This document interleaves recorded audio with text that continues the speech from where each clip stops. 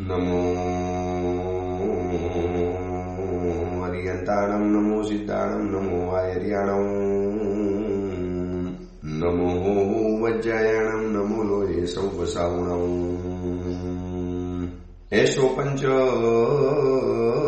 નમુકારો સૌવપાવપણાસણો મંગલાહાનમ ચ સૌવેસી પરમમ વૈ મંગલમ મંગલમ ભગવાન વીરો મંગલમ ગૌતમ પ્રભુ મંગલમ સ્થૂલભદ્રાદ્યા જૈન ધર્મો સુમંગલમ. આજે પ્રવચન શરૂ કરું એની પહેલા બે વાત બતાવી દઉં કે ગિરનાર તીર્થથી શત્રુંજય તીર્થ તરફ અમારો વિહાર શરૂ થઈ ચૂકેલો છે. ગિરનાર તીર્થના અંતિમ દર્શન કરી દિલને ગદગદ બનાવી ખૂબ ભાવિક બનાવી વિહાર શરૂ થઈ ગયો. એક તરફ ગિરનાર છોડ્યાનું દુઃખ તો બીજી તરફ 14 વર્ષ પછી શત્રુંજય તીર્થના દર્શન કરવાનું સૌભાગ્ય મળશે એનું એક સુખ છે. અને આ જિંદગી છે, એક તરફ ગમ હોય છે તો એક તરફ ખુશી હોય છે. એક છોડો તો બીજું મળે છે અને બીજું મેળવવા માટે એક ચીજને છોડવી પડતી હોય છે. એટલે શત્રુંજય તીર્થ તરફ વિહારો અમારો શરૂ થઈ ચૂકેલો છે અને લગભગ 19 તારીખે સાંજે અથવા તો 20 તારીખે સવારે શત્રુંજય તીર્થની અંદરમાં પહોંચી જઈશું અને શત્રુંજય તીર્થની અંદરમાં મેવાડ ભવનની અંદરમાં અમારી સ્થિરતા રહેવાની છે. આ એક વાત. અને બીજી વાત, જે યુવા શિબિરનું આયોજન કરવાની અંદરમાં આવ્યું છે સુરતની અંદરમાં રાંદેર રોડ જહાંગીરપુરા મહાવીર સંસ્કાર કેન્દ્રની અંદરમાં 7 મે થી 11 મે, એટલે જે યુવકોને બાળકોને શિબિરની અંદરમાં આવવું છે એ લોકોએ 6 તારીખે મોડામાં મોડું સાંજે 6 વાગ્યા સુધીની અંદરમાં શિબિરના સ્થળ ઉપર હાજર થઈ જવું પડશે. 6 વાગે આવી જવાનું, રૂમ એલોટ થઈ જશે, શિબિરનો પાસ નંબર મળી જશે, 100 રૂપિયા ભરી અને શિબિરની સ્થળ ઉપર તમારે એન્ટ્રી પ્રાપ્ત કરી લેવાની છે. 100 રૂપિયા ભરવા કમ્પલસરી છે, રિફંડેબલ છે. અને સુંદરતમ જગ્યા, ઉનાળાના ગરમીના દિવસો માટે એકદમ અનુકૂળ. અમારા ઉપાશ્રય સિવાય બધું જ સેન્ટ્રલી એસી છે. એવી સરસ મજાની જગ્યાની અંદરમાં એક સંસ્કરણનો યજ્ઞ ચાલશે. 5 દિવસની આ શિબિર 6 તારીખે સાંજે બાળકો આવી જશે અને 7 તારીખથી સંસ્કરણનો યજ્ઞ શરૂ થઈ જશે. પ્રવચનોની ગંગામાં સ્નાન કરવાનું, રોજના નવા નવા ટોપિક, નવી નવી કથા, નવો ઇતિહાસ, નવી ગેમ, નવી પરમાત્માની ભક્તિ, જૈન ધ્યાન યોગની પદ્ધતિ. અને આ બધાની સાથે ખાસ સૂચના એ આપી દઉં છું કે આ બધી शिविर के पूरे प्रवचन हिंदी भाषा में रहेंगे, क्योंकि सूरत में भी बहुत हिंदी वाले वर्ग हैं और बेंगलोर, चेन्नई वगैरह से भी लोगों के फोन वगैरह आ रहे हैं. तो આખી શિબિરના પ્રવચનો A to Z પ્રવચનો હિન્દી ભાષાની અંદરમાં થશે. એટલે દૂરના પ્રદેશવાળાને પણ પોતાના બાળકોને મોકલવા હોય તો મોકલી શકાશે. આવવાની અને જવાની વ્યવસ્થા શિબિરાર્થી બાળકે એના પરિવારે ગોઠવવાની રહેશે. જવા આવવાનું તમારે કરી લેવાનું. અહીંયા સંપૂર્ણ સુંદરતમ વ્યવસ્થા, કાર્યકર્તાઓએ અદ્ભુત વ્યવસ્થા કરી છે. ભોજન, રહેવાનું, સુવાનું, સંગીત, પ્રવચન, રોજ નવી કાર્યક્રમ, રોજ નવી ક્વિઝ, રોજ નવા સ્પર્ધાઓ, રોજ નવી ધ્યાન પદ્ધતિ. 5 દિવસ બાળકના એટલા અદ્ભુત જવાના છે કે તમે કલ્પની પણ નહીં શકો. આ 5 દિવસ દરમિયાન મારા લગભગ 18 થી 20 કલાકના પ્રવચનો થશે. એટલું બધું બાળકોને સમજાવવું છે, યુવકોને સમજાવવું છે. તો વય મર્યાદા રહેવાની છે 10 વર્ષના બાળકથી લગાવીને 25 વર્ષના યુવક સુધીની અંદરમાં. તો જેને પણ શિબિરમાં આવવું છે તો અત્યારથી ફોર્મ ભરી લો તો અમને વ્યવસ્થા કરવાની ખબર પડે, આગળ ઉપર સમુચિત વ્યવસ્થા કરવાની ખબર પડે. જલ્દીમાં જલ્દી તમારી પાસે ગૂગલ ફોર્મ આવેલું છે શિબિરની પ્રવચન ગ્રુપની અંદરમાં, ફરી વખત પણ મોકલવાની અંદરમાં આવશે. તો ખાસ તમારા બાળકોને, સગા સંબંધીઓના બાળકોને જ્યાં જ્યાં પણ રહેતા હોય, સુરત, અમદાવાદ, મુંબઈ, બેંગ્લોર, ચેન્નઈ, મદ્રાસ, કોઈમ્બતુર, કોઈ પણ એરિયામાંથી બાળકો આવી શકે છે. અને હિન્દી ભાષાના પ્રવચનો છે એટલે બાળકોને બીજા એરિયાના, બીજા પૂના વગેરેના બાળકો પણ આવે તો એને કોઈ તકલીફ નહીં પડે. આ એક ખાસ સૂચના આપવાની હતી. તો જલ્દીમાં જલ્દી ભરશો તો અમને વ્યવસ્થા કરવાની ખબર પડશે. માટે ખાસ સૂચના તમને ફરી વખત આપું છું. આગળ પણ હજી સૂચના વગેરે આપતો રહીશું. હવે આપણે પ્રવચનની ધારાની અંદરમાં આગળ વધીએ. પ્રવચનનો વિષય છે માર્ગ ભૂલેલા જીવન પથિકોની પ્રતિબોધ કરા. આજથી 1245 વર્ષ પૂર્વે બનેલો 4 પ્રસ્તાવ અને 17,000 શ્લોકોની અંદરમાં ફેલાયેલો આ કુવલેમાલા નામનો ગ્રંથ. ક્રોધ, માન, માયા, લોભ અને મોહ, આ 5 દોષોની જે પરેશાની આ 5 દોષોની હેરાનગતિ, આ 5 દોષોનું વિશ્વ કક્ષાનું જે સામ્રાજ્ય એ બધું ઊભું કરવાની અંદરમાં આપણો જ કંઈક નાનકડો ફાળો છે. મેં પહેલા પણ કીધેલું હતું કે આ દોષોની કોઈ તાકાત નથી કે પોતાની જાતે આટલું મોટું સામ્રાજ્ય ઊભું કરી શકે. એ આપણે જેને સપોર્ટ આપ્યો, આપણે જેને ટેકો આપ્યો, આપણે જેને સહાય કરી, આપણે જેના વશની અંદરમાં ગયા, આપણે જેની માયાજાળમાં ફસાયા અને પછી આપણને આ નતીજો આજે જોવા માટે મળ્યો છે.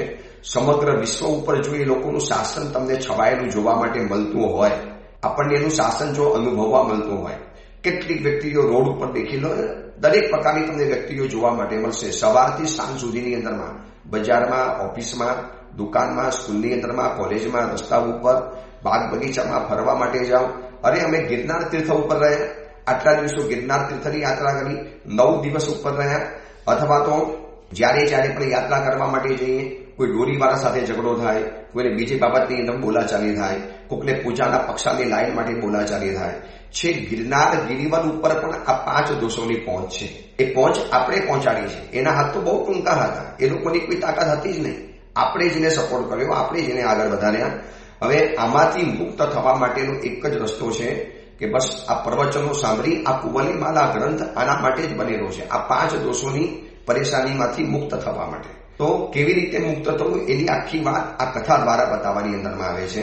અને કથા આપણે ત્યાં સુધી પહોંચ્યા કે કુવલે ચંદ્ર કુંવર અને કુવલી માલા બંને જણા પોતાના નગર તરફ પ્રયાણ કરી રહેલા છે. એમાં રસ્તાની અંદરમાં અદ્ભુત મુનિવરના દર્શન થયા, સુંદર મુનિવરના દર્શન થયા. સુંદર મુનિવર વિચરે આ ધરતી પર. આ મુનિવરને જોયા પછી આવો ભાવ પેદા થયો અને મુનિ ભગવતનું અદ્ભુત સૌંદર્ય, સૌષ્ઠવ મુનિ ભગવતનું અદ્ભુત તેજ આ જોયા પછી કુવલેચંદ્ર કુંવરે પૂછ્યું કે ગુરુદેવ, આપને આટલી નાની ઉંમરમાં, આટલી ભર યુવાનીની અંદરમાં આટલા અદ્ભુત રૂપ સૌંદર્ય હોવા છતાં પણ આપને સંયમ જીવન સ્વીકારવાનું મન કેમ થયું? આ જંગલમાં કેમ સાધના કરવા માટે બેઠેલા છો? અને મુનિ ભગવંતે પોતાની આત્મકથા કંઈક લાભકારક બની શકે એવું જાણ્યા પછી મુનિ ભગવંતે પોતાની આત્મકથા કહેવાની શરૂઆત કરી. અને કહેતા મુનિ ભગવંતે કીધું કે ઉપાધ્યાય મને મળ્યા, એમને મને સંસાર ચક્રનો આખો ચિત્રપટ બતાવ્યો. એ ચિત્રપટની અદ્ભુત રૂપ સજ્જા, એની રંગ સજાવટ, એની જે અદ્ભુત રેખાઓ, એના જે સુરેખ ચિત્રો, એની અંદરમાં દોરેલી જે એક વાતો આ જોયા પછી મને એમ લાગ્યું કે મેં આ સુધીમાં જેટલા પણ ચિત્રો દોર્યા એની સામે તો આ એક ચિત્ર બહુ ચડિયાતું છે અને એટલું વિશાળ ચિત્ર છે. પરંતુ મને કંઈ સમજણ ન પડી, એટલા માટે મેં ઉપાધ્યાયને પૂછ્યું કે આ શું છે? આ સંસાર ચક્રનું પિક્ચર શું રહેલું છે? આપ શું આની અંદર બતાવવા માટે માંગો છો? અને પછી મને એમને જે બધા ખુલાસા કરતા ગયા, એ સંસાર ચક્રના ચિત્રની અંદરમાં ચાર ગતિની વાતો બતાવી હતી. નરક ગતિ, મનુષ્ય ગતિ, તિર્યંજ ગતિ અને દેવ ગતિ. દરેક ગતિની અંદરમાં શું થઈ શકે છે? આખો સંસાર, આ ભવચક્ર કેવી રીતે ચાલે છે? આપણે આજે સંસારની અંદરમાં રહેલા છીએ, એ આખો સંસારમાં દિન પ્રતિદિન શું ઘટનાઓ બને છે, શું બનાવો બનતા જાય છે, એની બધી વાતો કરવાની અંદરમાં ગયા. અને એ સંસાર ચક્રની વાત બતાવતા એક અલગ ચિત્ર છે, અલગ ચિત્રો દોરેલા છે. દરેક ચિત્ર એટલા સુરેખ દોરેલા છે કે જોતાની સાથે એમ લાગે કે જાણે હમણાં બોલશે, એની અંદરમાં જીવ આવશે અને બોલવાની અંદરમાં જશે. અને એ ઉપાધ્યાય મને એક ચિત્ર ઉપર એક નાનકડી, એમની પાસે સરસ મજાની સુવર્ણની દાંડી હતી, એ મને મૂકે અને બતાવે, દેખો કુંવર, આપણે પિક્ચર જોવા જેવું છે. દેવો કુંવર, આપણે ચિત્ર જોવા જેવું છે. હું ચિત્રને જોઉં, ચિત્રની અંદરમાં ભરેલા કલરોને જોઉં, એની અંદરમાં દોરેલા માનવોને જોઉં, એની અંદરમાં દોરેલા લોકોના ચિત્રને જોઉં, એની ભાવભંગીમાં જોઉં. અને સાથે મને જે વાતો બતાવવાની અંદરમાં ગયા ને, મને એક ચીજો એટલી બધી ગમવા માંડી કે મેં કીધું મને બધું જ બતાવો, મારે આમાં રહેલા એક ચિત્રનો મારે પરિચય પ્રાપ્ત કરવો છે. એટલે ઉપાધ્યાયે મને આગળ બતાવ્યું કે જોઈ લો, આ સંસારની અંદરમાં દરેક વ્યક્તિ દુઃખી છે. આ સંસાર ચક્રનું જે પિક્ચર છે એમાં તમને કોઈ પણ વ્યક્તિ સુખી જોવા માટે નહીં મળે. કદાચ એને સુખ જે જોવા માટે મળતું હશે ને, એ કદાચ દુઃખના અભાવરૂપ સુખ રહેલું હશે. આ સંસારની અંદરમાં જે સુખ છે સીધું સુખ નથી, દુઃખનો અભાવ એ આપણા માટે સુખ બની જાય છે.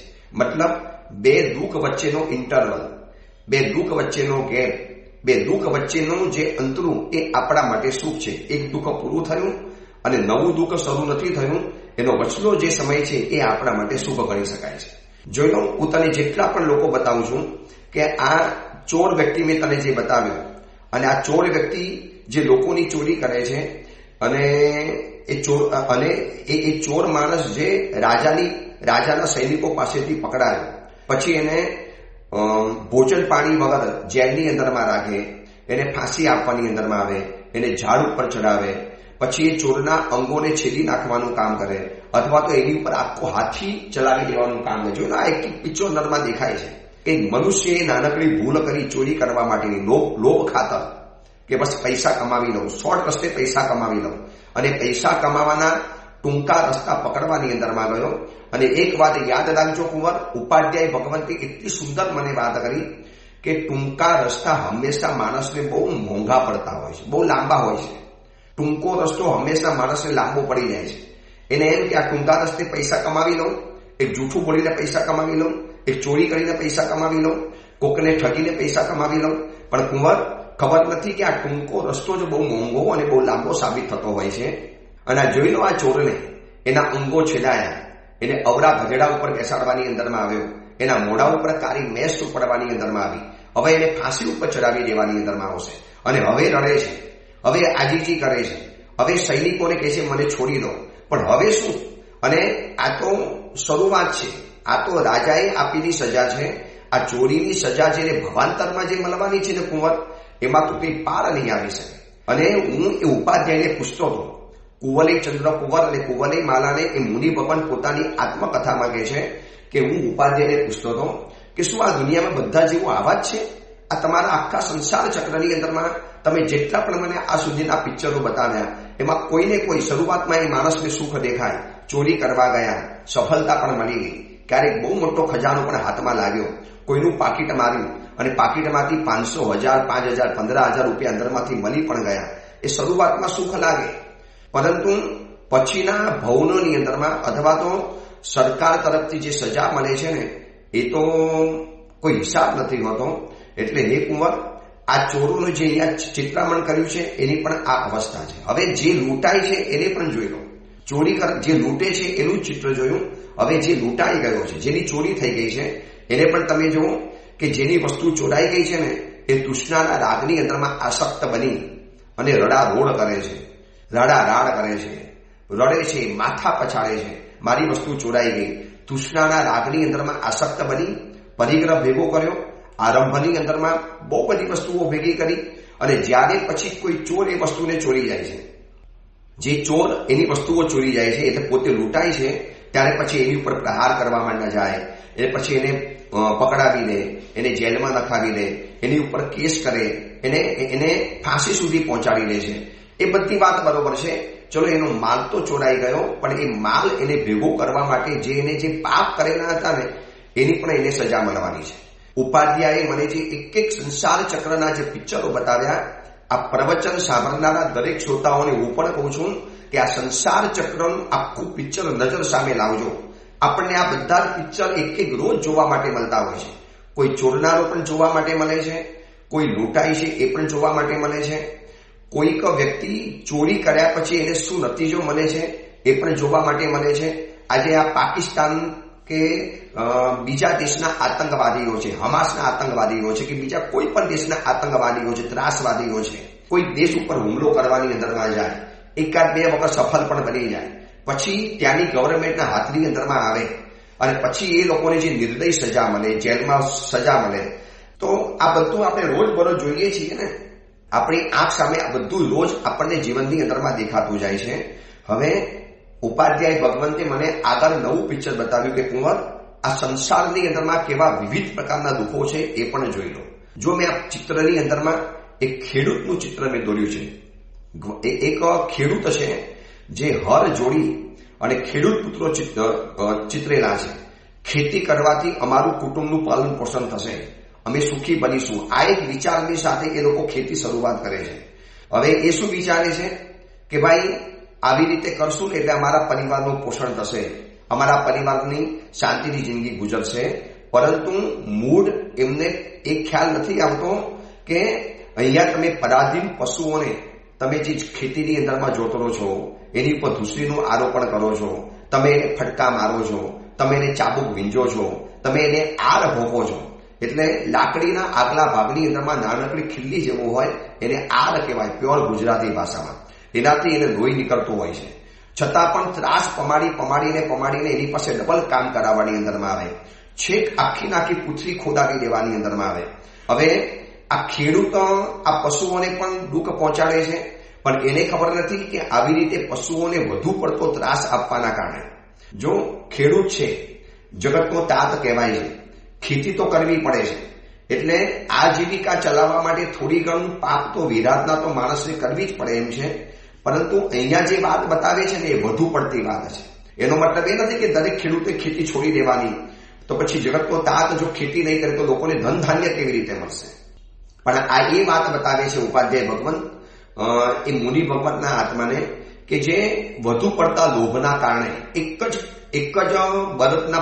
એક જ બળદ પાસેથી વધુ પડતું કામ લે, દિવસ રાત એની પાસે ખેતી કરાવડાવે. બીજો બળદ રાખવું તો જમવાનો ખર્ચો થાય, એને જમાડવો પડે, એને રાખવો પડે, એને સંભાળવો પડે. એના કરતા એક જ બળદની પાસે દિવસ રાત અણગણિત બોજો ઉઠાવડાવે, ખેતરો ખેડાવ્યા કરે. પછી થાકી જાય અને ધીરો પડી જાય તો ઉપરથી ચાબુક ફટકારે, પછી આર ભોગે. એના કારણે જે લોહી લુહાણ થાય અને એના કારણે એ પશુ વગેરે તો દુઃખી બને છે, પરંતુ એ પોતે પણ કેવા નવા પ્રકારના પાપો બાંધે છે. પૃથ્વીકાય, અપકાય, વનસ્પતિકાય, પછી વાવકાય, આ બધા જ જીવોને ખેતીની અંદરમાં એને મારવા પડતા હોય છે. વધુ પડતો આ કરતો હોય છે. એટલે કુંવર જોઈનો આપણે માણસ ભલે પોતાના પરિવાર માટે કરતો હોય છે, પણ છેલ્લે પોતાના દુઃખ માટે જ બને છે. વળી જુઓ, આ એક નવો ચિત્ર જોઈ લો. કોકના ઘેરની કોક બીજા ઘરે નોકરી કરનારો આ એક પુરુષ તમને દેખાય છે કે જે માણસને પોતાનો બિઝનેસ નથી તો એને કોકના ત્યાં જોબ કરવી પડે છે, નોકરી કરવી પડે છે. હવે નોકરી કરતો માણસ પણ શું વિચાર કરે છે કે ભાઈ હું આ નોકરી કરીશ તો મારા પરિવારનું આ જીવન ચાલશે. નોકરી કરતો મૂળ પુરુષ કુટુંબવાળો છે, પુત્ર સ્ત્રી વગેરે માટે મોટા દુઃખોને પામે છે. પછી કોકના ખેડૂતના ત્યાં કામ કરતો હોય તો એનું અનાજ લણવાનું, એનો પાક તૈયાર કરવાનો, એની સિંગ વગેરે તૈયાર કરવાની, પછી ડાંગર વગેરે બળદોને ખવડાવવાના, બળદોના મોઢે પછી બળદોનું મોઢું બાંધીને બળદના મોઢા ઉપર ટોપરો બાંધી અને પછી એની પાસે ડાંગર વગેરે ખુંડાવડાવે છે. અને બહુ પ્રકારના ધાન્ય પાકે તો મારું પ્રિય કુટુંબ સુખ શાંતિથી જીવશે.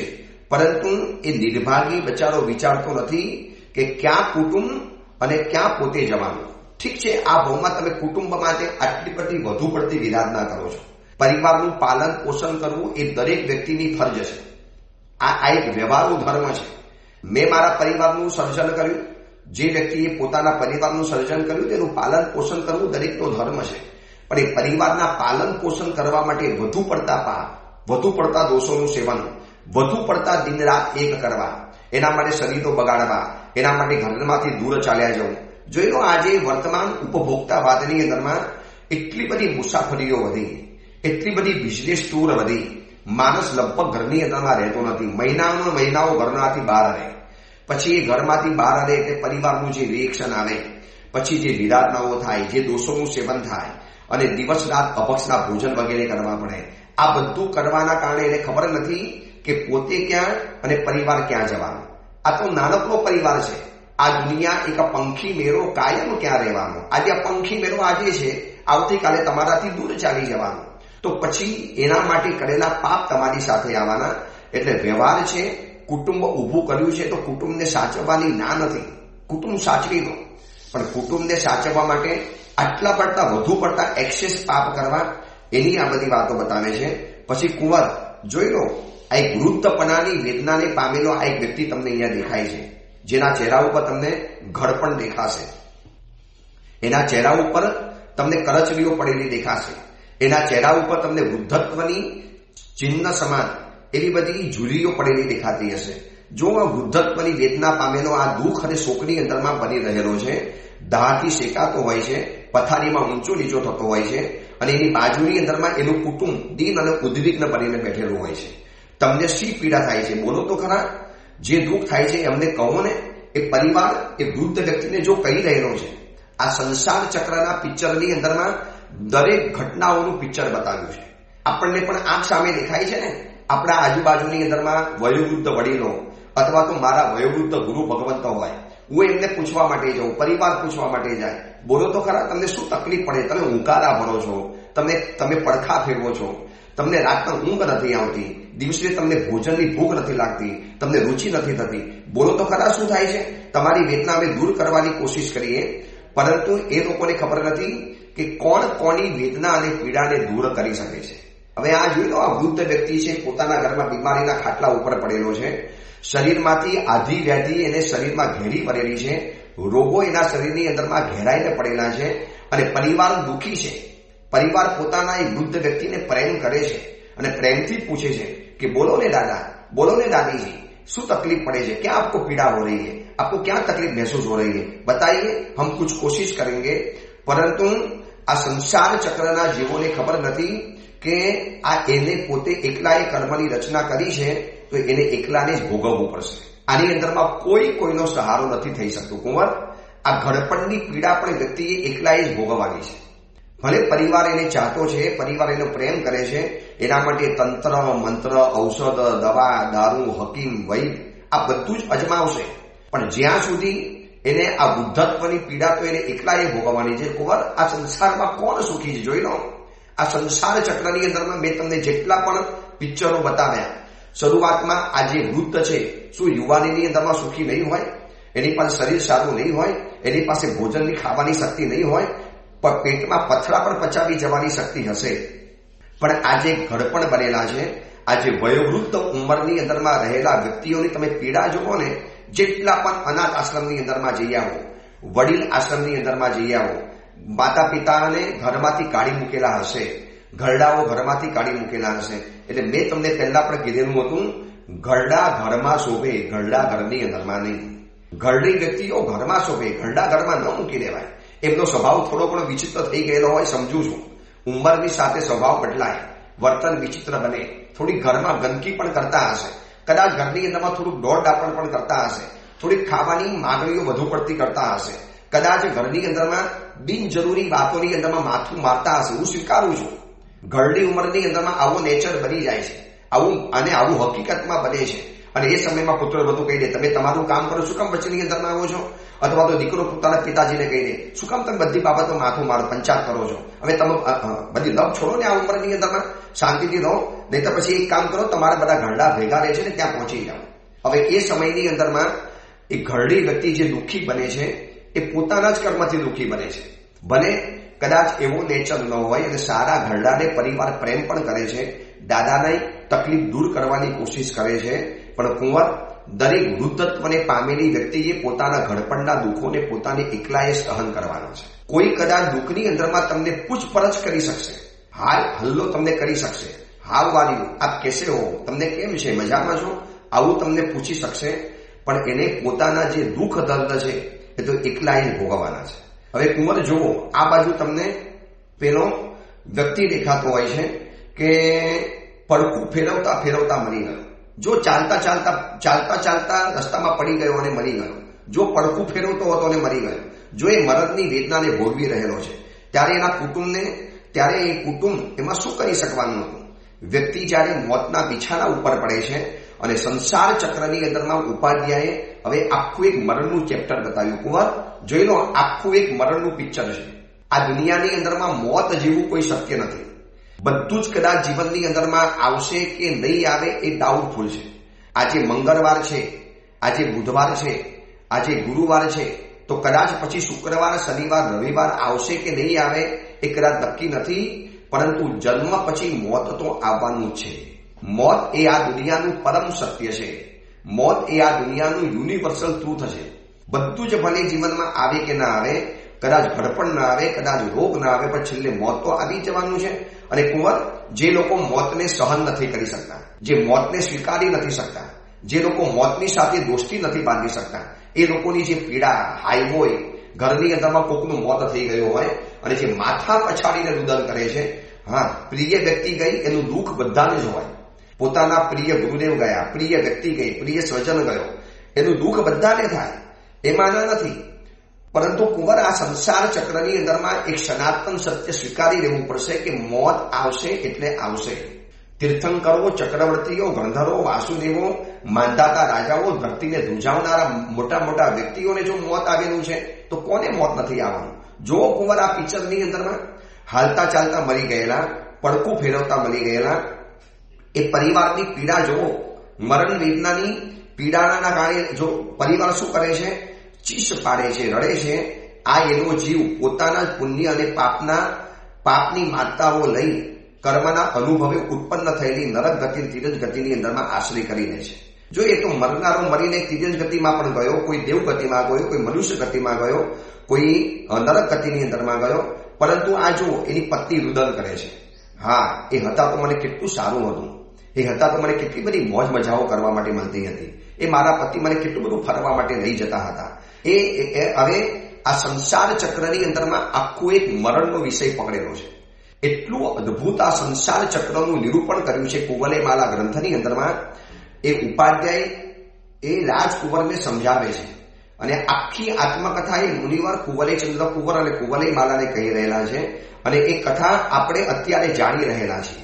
ભલાના હૃદયની અંદરમાં એક વખત એક સવાલ ઉભો થઈ જાય, જો બધું જ છોડી દેવાનું હોય તો પછી આ સંસારની અંદરમાં આટલું બધું શેના માટે ઊભું કરવાનું? કોના માટે ઊભું કરવાનું? દુનિયા માટે ઊભું કરવાનું?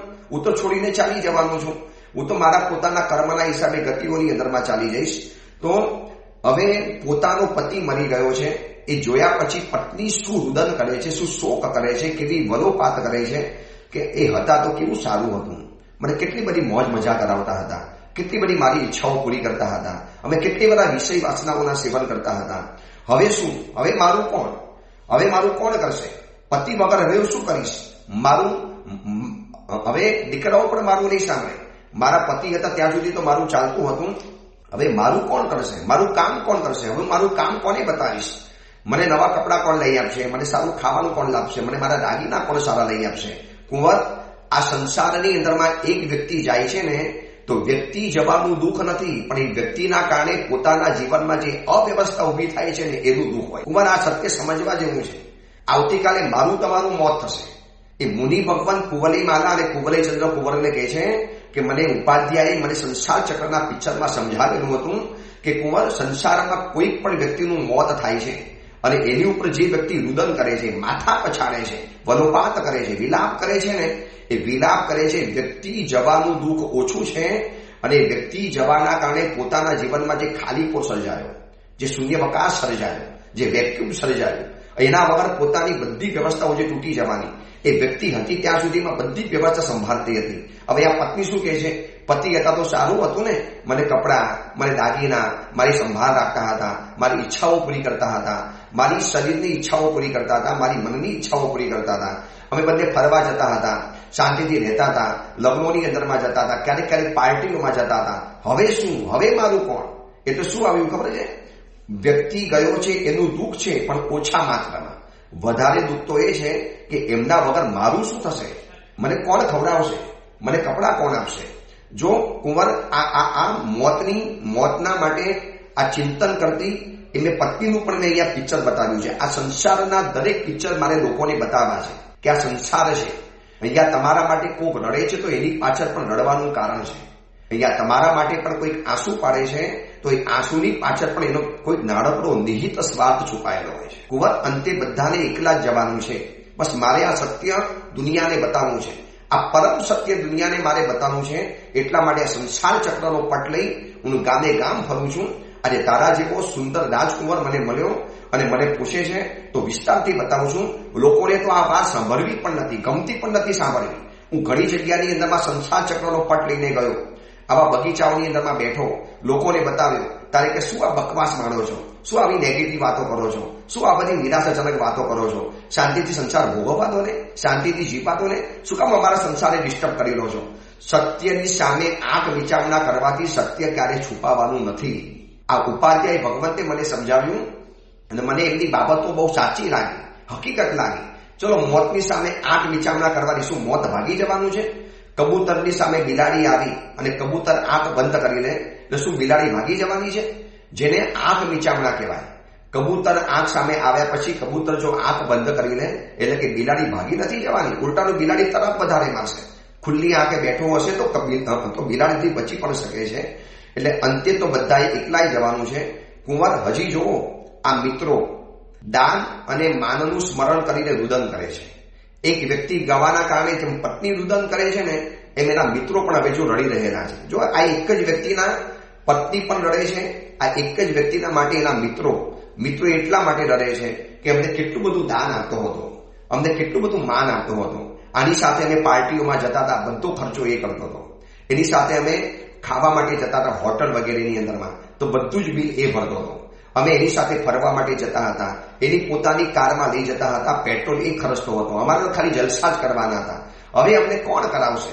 વ્યક્તિ ગયા એનું દુઃખ નથી, વ્યક્તિના કારણે પોતાની મજા, પોતાની આનંદ કે પોતાના જીવનમાં હવે જે ગડબડ અને અવ્યવસ્થા ઊભી થઈ ને એનું એ દુઃખ છે. હવે પોતાને આ બધું કરવા માટે નહીં મળે, એટલા માટે કુંવર આ રડી રહેલા છે. મેં લોકોને બતાવું છું કે તમે લોકો તમારા માટે રડે છે ને, એની પાછળનું કારણ કંઈક અલગ રહેલું હોય છે. જો કુંવર મૃત્યુ પામેલાને કેટલાક લોકો જો આ ખાંડ ઉપર લઈ જાય છે, જો એની નનામી બાંધેલી છે, સંસાર ચક્રના પટની અંદરમાં એક પણ ઘટના બાકી નથી પાછી રાખી. હું તમને આગળ જે ઘટનાઓ બતાવીશ ને, સાંભળનારે થશે કે ગુરુદેવ શું અદભુત આ સંસાર ચક્ર છે.